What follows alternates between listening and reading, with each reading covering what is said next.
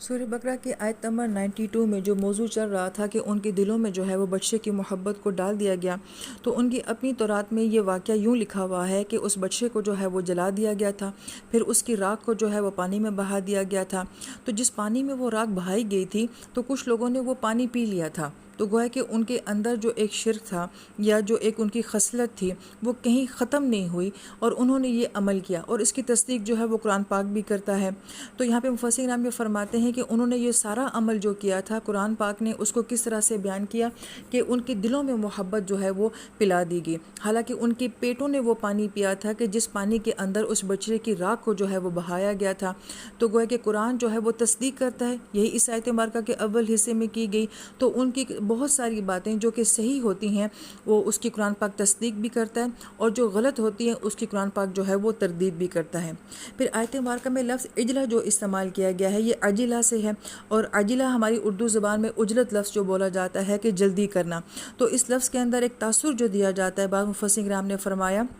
کہ جیسے عجلت کا ہونا، جلدی کا ہونا، تو ان لوگوں نے بچڑے کو معبود بنانے میں بہت جلدی کر لی۔ ابھی تو ان لوگوں نے سمندر کو پار کیا تھا، ابھی تو ان لوگوں کی فرعون سے جو ہے وہ نجات ہوئی تھی، اور پھر انہوں نے خود ہی موسیٰ علیہ السلام سے کہا تھا کہ ابھی ہمیں کوئی نظام، کوئی اصول، کوئی شریعت چاہیے جس کے اوپر ہم اپنی زندگی گزار سکیں۔ موسیٰ علیہ السلام کوہ طور پہ جاتے ہیں اور پیچھے وہ یہ عمل کر لیتے ہیں۔ تو گویا کہ عجل کو عدل کہنے کی ایک وجہ یہ بھی ہے کہ انہوں نے اس شرک کے لیے بہت جلدی کر لی تھی۔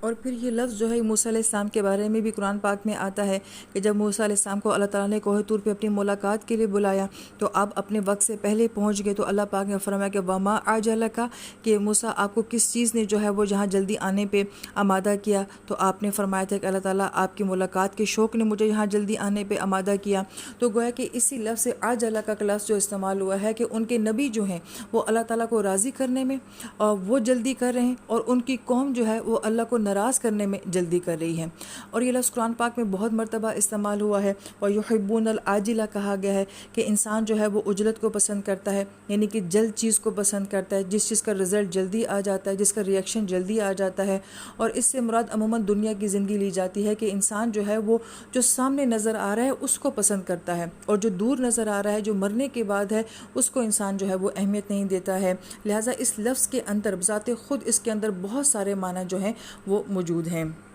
پھر آیت مبارکہ کے آخر میں یہ کہا جا رہا ہے کہ بئس ما یأمرکم بہ ایمانکم، بہت برا ہے تمہارا ایمان جو تمہیں حکم کرتا ہے۔ تو انسان کے ذہن میں پہلا سوال یہی آتا ہے کہ ایمان کیسے حکم کر سکتا ہے، جبکہ آیت مبارکہ میں یہاں پہ ایمان جو ہے وہ فاعل بن رہا ہے، یعنی کہ کام کرنے والا یہاں پہ ایمان ہے۔ تو گویا کہ اس آیت مبارکہ میں اللہ تعالیٰ نے ایک ان سین، ان دیکھی تخیلاتی طاقت کو جو ہے وہ بیان کیا ہے کہ تمہارا ایمان کوئی ڈیڈ چیز نہیں ہے، کوئی ایسی بے جان چیز نہیں ہے، بلکہ یہ ہمارے اندر ایک زندہ جذبہ ہے۔ یہ ایمان ہوتا ہے انسان سے جو بہت کچھ کروا لیتا ہے۔ تو گویا کہ یہاں پہ بہت خوبصورت کنسیپٹ جو دیا گیا ہے کہ ایمان کے اندر ایک طاقت ہوتی ہے جو انسان سے بہت کچھ کروا لیتی ہے۔ اور پھر یہ صرف اس ضمن میں نہیں بلکہ ہم یہ دیکھتے ہیں کہ نماز کے بارے میں کہا گیا کہ کیا تمہاری نمازیں تمہیں اس بات کا حکم دیتی ہیں، الصلاۃ تأمرک، تو گویا کہ یہاں پہ نماز کے لیے کہا گیا وہ تمہیں حکم دیتی ہیں۔ پھر یہ کہا گیا کہ الصلاۃ تنہی عن الفحشاء والمنکر، کہ نماز جو ہوتی ہے وہ فحشاء اور برائی سے روکتی ہے۔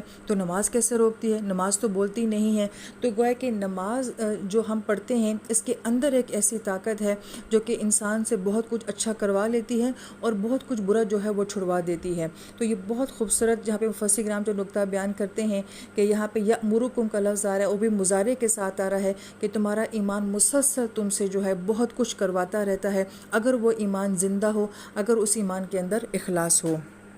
اور یہاں پہ یہ لوگ اپنے آپ کو ایمان والا کہہ رہے تھے کہ ہم ایمان والے ہیں، تو اللہ پاک فرماتے ہیں یہ کیسا ایمان ہے جو تم سے نبیوں کا قتل کروا دیتا ہے اور کبھی بچڑے کو معبود بنوا دیتا ہے، تو یہ کیسا ایمان ہے۔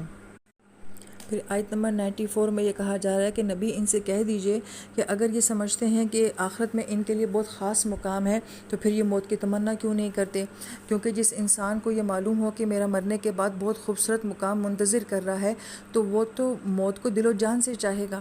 تو پہلا سوال تو یہاں پہ ہمارے ذہن میں یہ آتا ہے کہ اللہ پاک کیسے کہہ سکتے ہیں کہ تم موت مانگو، جبکہ دین اسلام میں اس طرح سے موت مانگنا جو ہے وہ جائز نہیں کہا گیا۔ تو مفسرین کرام اس کا بڑا واضح جواب دیتے ہیں کہ پہلی بات تو یہ آیت مبارکہ میں موت مانگنے کو نہیں کہا گیا بلکہ موت کی تمنا کرنے کو کہا گیا ہے، اور دوسرا یہ کہ موت کی تمنا اس حال میں کرنا کہ جب وہ دنیا کی مشکلات، پریشانیوں، حالات کی وجہ سے ہو تو وہ تو جائز اور حلال نہیں ہے۔ لیکن اگر ایک انسان صرف اس لیے موت کی تمنا کرے کہ یہ موت اس کے لیے اللہ تعالیٰ سے ملنے کا ایک ذریعہ بن جاتی ہے، پھر تو حدیث پاک کے مفہوم کے مطابق جو ہے کہ موت تو مومن کے لیے ایک تحفہ بن کر آتی ہے۔ یہاں پہ ان کو جو جواب دیا جا رہا ہے، دراصل یہ ان کے اوپر طنز کیا جا رہا ہے کہ یہ لوگ یہ کہتے تھے کہ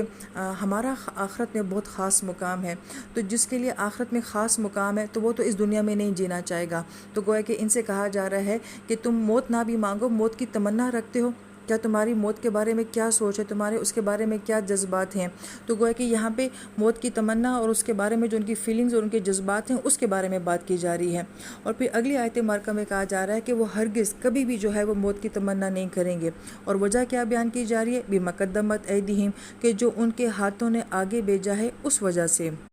اس بات کو کسی اہل علم نے بڑا پیارا بیان کیا تھا کہ کسی بھی انسان سے یہ پوچھا جائے کہ اس کا سب سے محبوب جو ہے وہ کہاں ہے، وہ اس دنیا میں ہے یا اس دنیا میں ہے، تو جس کا محبوب اس دنیا میں ہے وہ کبھی اس دنیا کو چھوڑنا نہیں چاہے گا، اور جس کا محبوب اس پردے کے پیچھے اس دنیا میں ہے تو وہ کبھی یہاں پہ جینا نہیں چاہے گا۔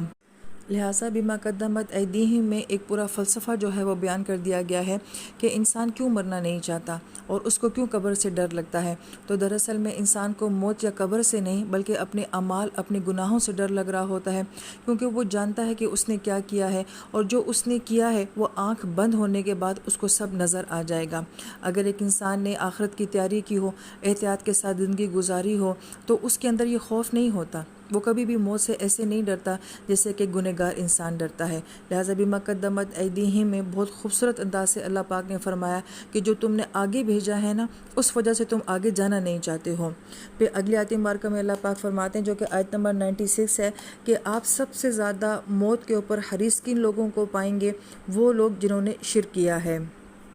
یہاں پہ سوال یہ پیدا ہوتا ہے کہ مشرک انسان جو ہے وہ اتنی جینے کی تمنا کیوں کرتا ہے؟ تو بڑی غور طلب بات یہ ہے کہ مشرک اس لیے جینے کی تمنا بہت کرتا ہے کیونکہ وہ آخرت کو مانتا ہی نہیں، وہ موت کے بعد کی زندگی کو مانتا ہی نہیں، اس کے لیے جو کچھ بھی ہے بس وہ یہی دنیا ہے، اسی وجہ سے وہ چاہتا ہے کہ جتنا میں اس دنیا میں جی سکوں میں جی لوں۔ یہاں پہ ایک باقاعدہ ایک ریسرچ بھی آتی ہے کہ اکثر وہ لوگ جن کے پاس عقیدہ ایمان یا اسلام نہیں ہے، وہ لوگ بہت زیادہ ڈپریشن کا شکار ہوتے ہیں، اور ان میں سے اکثر لوگوں کو جس کا ڈپریشن ہوتا ہے وہ موت کا ڈپریشن ہوتا ہے، اور وہ غیر مسلم میں زیادہ کیوں ہوتا ہے؟ لہٰذا ان کے لیے دنیا صرف انجوائمنٹ ہی انجوائمنٹ ہے۔ لہٰذا جوانی میں تو وہ انجوائمنٹ کرتے ہیں، لیکن وقت کے ساتھ جب ان کی عمر ڈھلتی جاتی ہے تو ان کے لیے وہ سب کچھ ختم ہوتا جاتا ہے۔ اللہ تعالیٰ نے انسان کو ڈیزائن ہی ایسا کیا ہے کہ وہ وقت کے ساتھ ساتھ ڈھلتا جاتا ہے، اس کی صحت، اس کی عمر، اس کی قد و قامت، اس کی صلاحیت، اس کی ہر چیز جو ہے وہ اسفل سافلین کی طرف جاری ہوتی ہے۔ لہذا جب وہ یہ سب کچھ دیکھتا ہے کہ میرے سے میرا سب کچھ جا رہا ہے، میری جوانی جا رہی ہے، میرا وقت جا رہا ہے، میری عمر جا رہی ہے، تو وہ لوگ موت کے لیے بہت زیادہ ڈپریشن کا شکار ہو جاتے ہیں۔ اس کے برعکس جو ایمان والا ہوتا ہے اس کے اندر موت کا ڈپریشن اتنا زیادہ اس وجہ سے نہیں ہوتا، اور وہ ایمان والا جو کہ عمل کے ساتھ زندگی گزار رہا ہو، اس لیے کہ وہ جانتا ہے کہ مجھے سب کچھ تو یہاں ملنا نہیں ہے، بلکہ ہماری اکثر تمنائیں تو ایسی ہوتی ہیں جو ہمیں پتہ ہوتی ہیں کہ جو شاید اس دنیا میں پوری نہ ہوں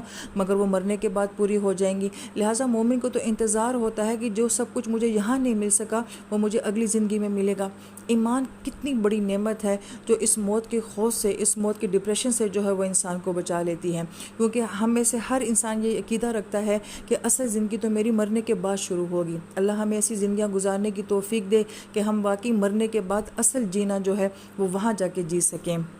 اور پھر آیت مبارکہ میں کہا گیا ہے یودو احدہم لا یعمر الف سنہ، ان میں سے ہر کوئی تمنا کرے گا کہ کاش کہ اسے 1000 سال کی عمر دی جاتی۔ یہاں پہ لو جو ہے وہ کلمہ حسرت ہے، گویا کہ اس لفظ کے اندر ہی یہ بتا دیا گیا ہے کہ ان کی حسرت تو ہے مگر یہ حسرت ان کی کبھی بھی جو ہے وہ پوری نہیں ہو سکتی۔ اور 1000 سال کا کانسیپٹ بھی جو ہے وہ یہودیوں کے اندر بہت پایا جاتا ہے۔ 1000 سال کے بارے میں اگر تحقیق کریں تو یہودیوں کے اس کے ساتھ بہت سارے جو ہیں وہ عقائد جو ہیں وہ جڑے ہوئے ہیں، لہٰذا 1000 مہر جان رمضان یہ ایک تہوار تھا جو ان کے ہاں ہوا کرتا تھا، اور وہ لوگ یہ دعائیں بھی دیا کرتے تھے کہ آپ کو 1000 سال کی عمر جو ہے وہ نصیب ہو۔ ہماری مائیں بھی بعض اوقات یہ بات کہتی ہیں نا کہ 1000 سال جیو، جگ جگ جیو، حالانکہ یہ مسلمان کی دعا نہیں ہے۔ مسلمان جتنا جیے عافیت کے ساتھ جیے، جب اس کے لیے مرنا بہتر ہو تو وہ اس کے لیے موت سب سے بہترین چیز ہوتی ہے۔ ہمیں ہمارے نبی نے جو ہے وہ یہی بات سکھائی ہے۔ اور پھر یہاں پہ یعمر کا لفظ جو استعمال کیا گیا ہے، یہ عمر، جو عمر نام ہم لوگ رکھتے ہیں، تو عمر کے اندر کانسیپٹ یہ کیا ہے کہ عمر دراز ہونا،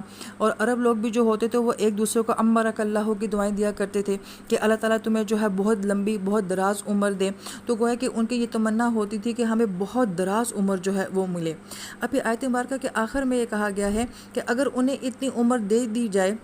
تو اب آیت مبارکہ میں یہ کہا جا رہا تھا نا کہ اتنی عمر ملنے کے باوجود بھی وہ موت سے نہیں بچ سکیں گے، مگر آیت میں کیا کہا جا رہا ہے کہ اتنی عمر ملنے کے باوجود بھی جو ہے عذاب ان سے نہیں ٹل سکے گا۔ تو گویا کہ اللہ تعالیٰ نے تو موت کا ذکر ہی نہیں کیا، بلکہ ڈائریکٹ موت کے ساتھ کس کانسیپٹ کو جوڑا ہے کہ موت کے بعد ان لوگوں کے لیے کیا ہے، وہ عذاب ہے۔ یہ بہت غور طلب بات ہے کہ اللہ پاک نے موت کی بات نہیں کی، بلکہ موت کے بعد جو ہے وہ عذاب کی بات کی ہے،